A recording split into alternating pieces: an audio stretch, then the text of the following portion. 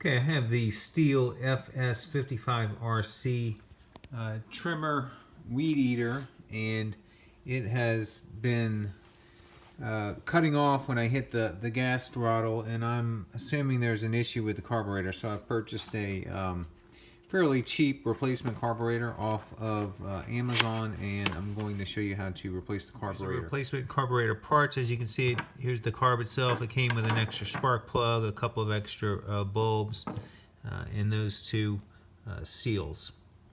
And what you're going to do first is remove this air cap, which is over the carb on your. Get the cap open, and you open it just with that latch over there, and it'll come right off of these. You take your air filter out. See, once you get the air filter out, you have two screws here and here. You'll have to remove those to take off this cover and get to the carburetor, which is underneath.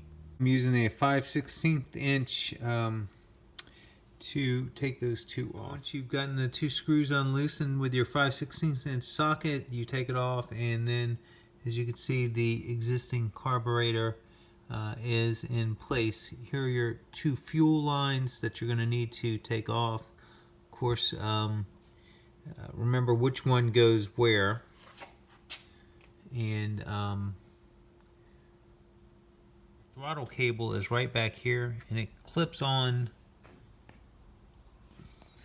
It's a little hard to see, but it clips on down here to that thing. You have to unhook that as well. That's what lets your carburetor give it the gas. So you actually just slide it out of the slot down there, and then we'll remove that part of the mechanism. Okay, another little trick you can do is when you're pressing down there, you can then, it's hard to see, but you can use your finger to move this metal piece, which is the part on the carb, and if you just push that forward, the little accelerator cable pops right out of that slot.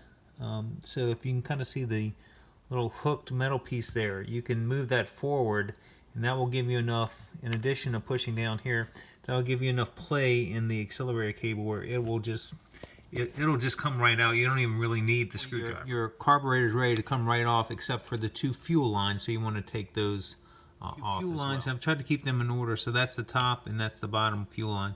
And once you get that out, your carburetor slides right off. We'll take the new carburetor and we'll slide that right back on and reattach the fuel lines, and then connect. And you can kind of see here a good example of the throttle cable. See how it moves if you press down on it. So that'll give you play, and the end of that will slide. The end of the accelerator cable will slide right out of that slot. So I'll put this on and be back in a jiff.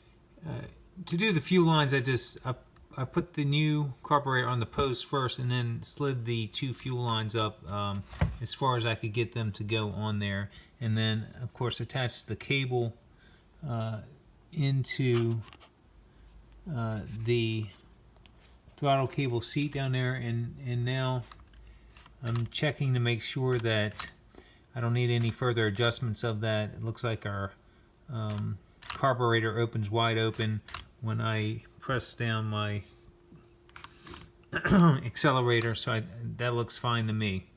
Process: put your air cover back on, bolt your screws in, we'll put our air filter back on, and then put the cover on, and then we'll give it a shot and see if everything's working. Everything back on, and now we will prime up the bulb.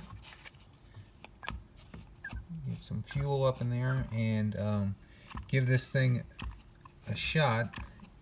Now before, it was really hard to get this, I'm gonna put that up for the cold start, but it was really hard to get this weed eater to start, and then once it started, it was bogging down when you would give it gas and was cutting out. So hopefully that is all solved now. I adjusted, I had to adjust on this new carburetor. You can't just turn the housing cover, you actually have to use a screwdriver, but I got it to stop the head to stop spinning by adjusting this low idle screw up here. I did mess with that a little bit, but you can, with your engine running after it's warmed up for a little bit, this one obviously is for the high speed when you're hitting the gas, and that controls how high it goes. So you can adjust that so it sounds good at the high speed, and then of course the idling speed, you can use these two to adjust that so the head doesn't turn when it's low, and it is you know, the engine sounds good and it's idling good and it accelerates fine. We have it cranked on. As you can see, the head's not spinning. Sounds good.